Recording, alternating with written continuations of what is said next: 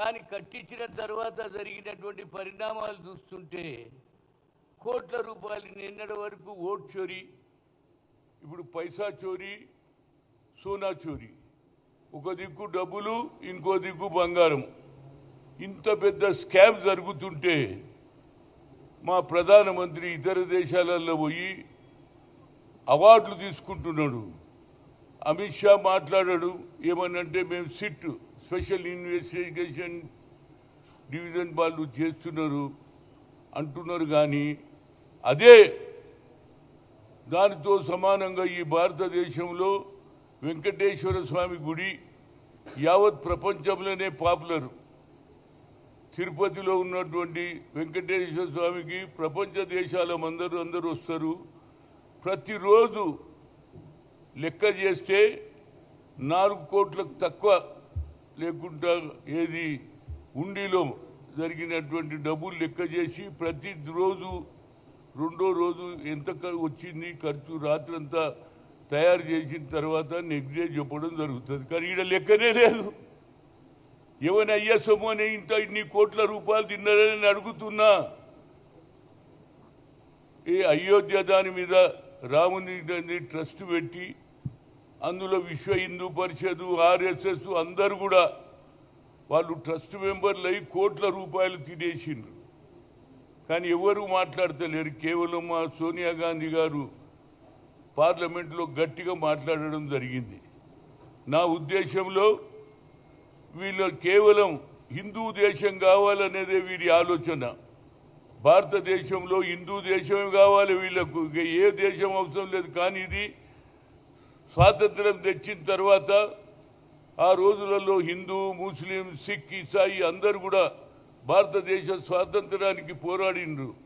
అదేవిధంగా వల్లాలలో మన నిజాం పరిపాలన చేసే సమయంలో 1947లో ఎప్పుడైతే స్వాతంత్రం వచ్చిందో కానీ మన నిజాం ఒప్పుకోలే.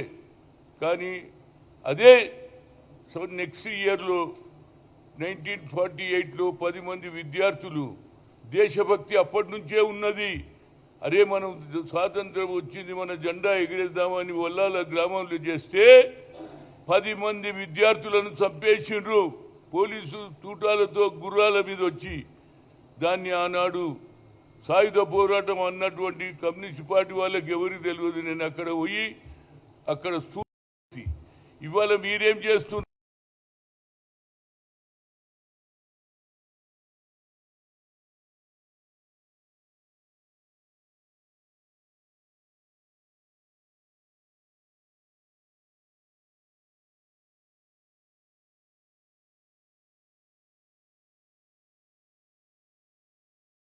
బాబు ఇంత పెద్ద అన్యాయం జరుగుతుంటే బీజేపీ వాళ్ళు ఎందుకు మాట్లాడతలేరు? బీఆర్ఎస్ వాళ్ళు ఏది, అదేవిధంగా బీఆర్ఎస్ వాళ్ళు కూడా ఎందుకు మాట్లాడతలేరు? మేము ఇవాళ మాట్లాడుతాం. నా పేరే హనుమంతుడు రా బాబు, నాకంటే భక్తి ఏమనుకున్నది చెప్పు.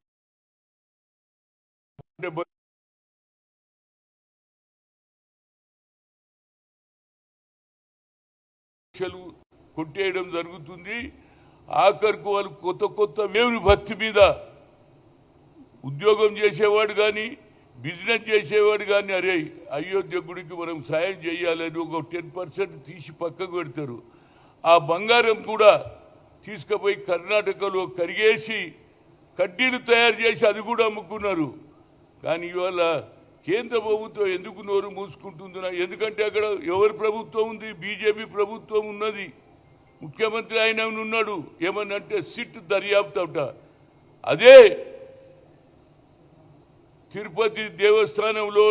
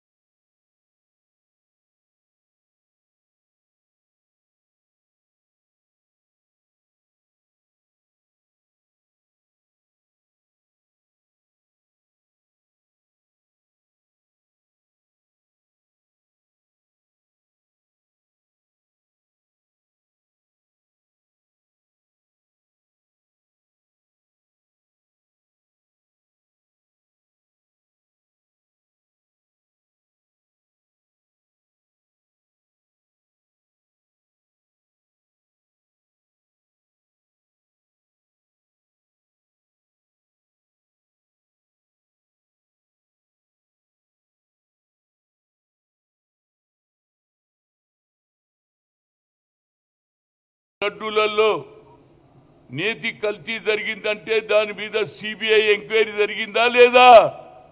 మరి ఈ ప్రభుత్వం ఎందుకు నిమ్మకు నీరెత్తినట్టు అడుగుతున్నా.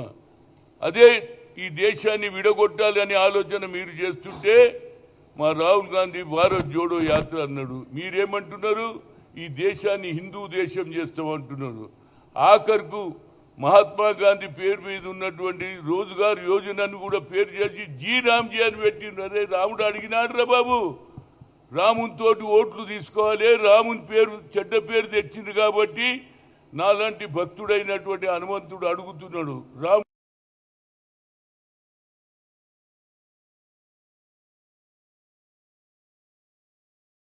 బాబు బంగారం ధర ఇవాళ పెరుగుతుందని అందరూ బంగారు ఆపు తయారు చేసి దాని ద్వారా కోట్లు సంపాదించారు. దాని సంగతి మరి ఏది హుండీలో వేసిన డబ్బు ఏమవుతుందో తెలియదు. హుండీ లెక్క చెప్పిండ్రా ఇప్పటిదానికి ఒక్కొక్కడు ఆయన ఎవరైతే ఆ ట్రస్ట్ మెంబర్స్ ఉన్నారో ఆయన ఒక టీం పెట్టుకున్నారట, దర్శనానికి కూడా పైసలు తీసుకుంటారట. లూట్ చేసిండ్రు ఉత్తరప్రదేశ్లో. అయోధ్య రాముని పేరు చెడగొట్టినటువంటి ఏదైనా పార్టీ ఉందంటే అది బీజేపీ కానీ విశ్వ హిందూ పరిషత్ కానీ ఆర్ఎస్ఎస్ అని నేను క్లెయిమ్ చేస్తున్నా. ఇది నిజమే. అందరూ అంటున్నారు, బాధపడుతున్నారే. దేవుని గుడిలో కూడా ఇంత అన్యాయం జరుగుతుందా? ఒక లడ్డూల మీద మీరు సిబిఐ ఎంక్వైరీ చేస్తే ఇప్పటిదానిక సిట్ సిట్ సిట్ అంటున్నారు. ఏం సిట్ రా బాబు? ఇప్పటిదానికే ఒక 8 మంది మీద యాక్షన్ అంటున్నారు. ఇంతవరకు లెక్క చెప్తలేరు. ఆ బంగారం ఎక్కడ పోయింది? ఒక్కొక్కడు విల్లాలు కొంటున్నాడు, ఒక్కొక్కడు భూములు కొనేస్తున్నాడు. ఇంత డబ్బు ఎక్కడికి వెళ్ళి వచ్చిందని నేను అడుగుతున్నా. అయోధ్యలో రాముడి పేరు మీద వసూలు చేసిన లెక్క తెలియాలి.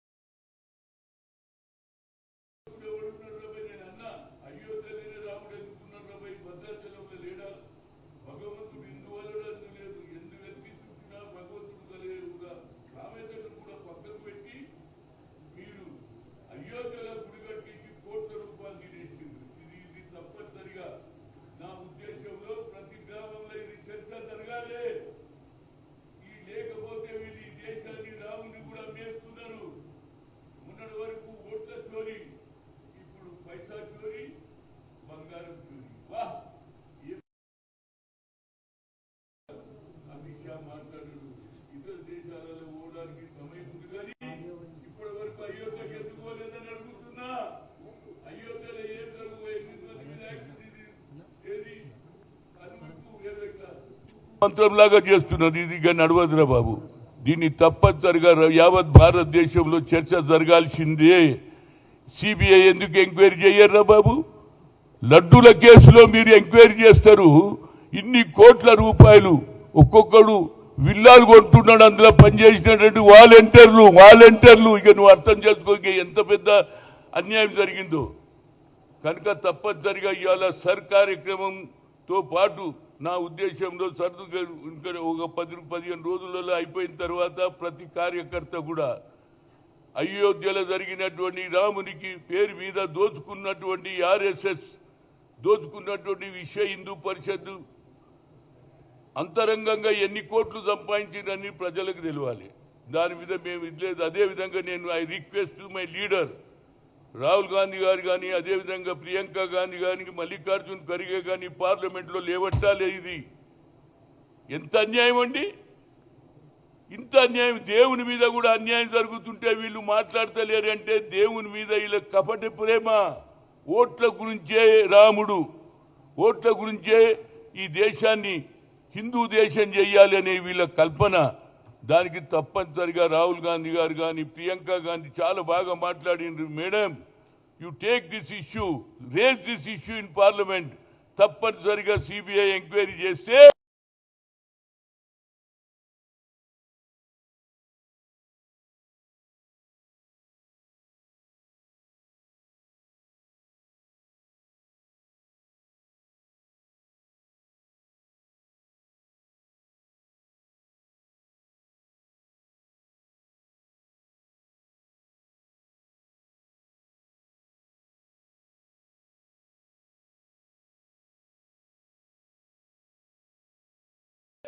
ఎవరి దగ్గర ఎన్ని కోట్లు వెళ్తాయి, ఎవరి దగ్గర బంగారం వెళ్తుంది, ఎవరి దగ్గర ఉండి బొమ్మలు ఉండిలో ఉన్న డబ్బులు తిన్నారు, ఇవన్నీ బయటికి రావాల్సింది.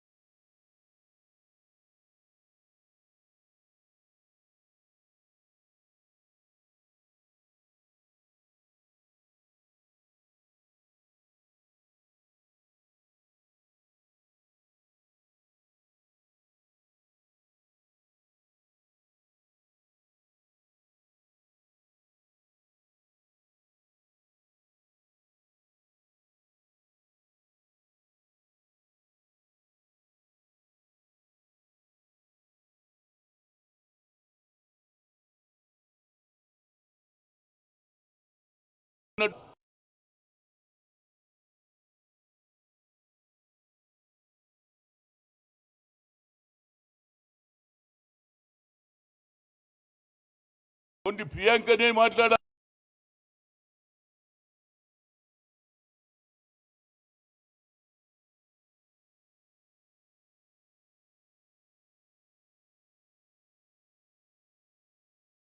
రామునికి వస్తున్నది, ప్రతి శనివారం పోతాం, గుడికి పోతాం, ఆంజనేయ స్వామి గుడికి పోతాం, అదేవిధంగా రాముల వారి గుడికి పోతాం. రాముని మీద ఇంత అన్యాయం జరుగుతుంటే అదే భద్రాచలంలో పెద్ద ప్రోగ్రాం జరుగుతుంది, ఆయన కళ్యాణం. అలాంటి గుడికి కూడా పోయి అక్కడ కూడా పూజ చేసి కొత్తగా ఏది సర్ అని పెట్టిండ్రు.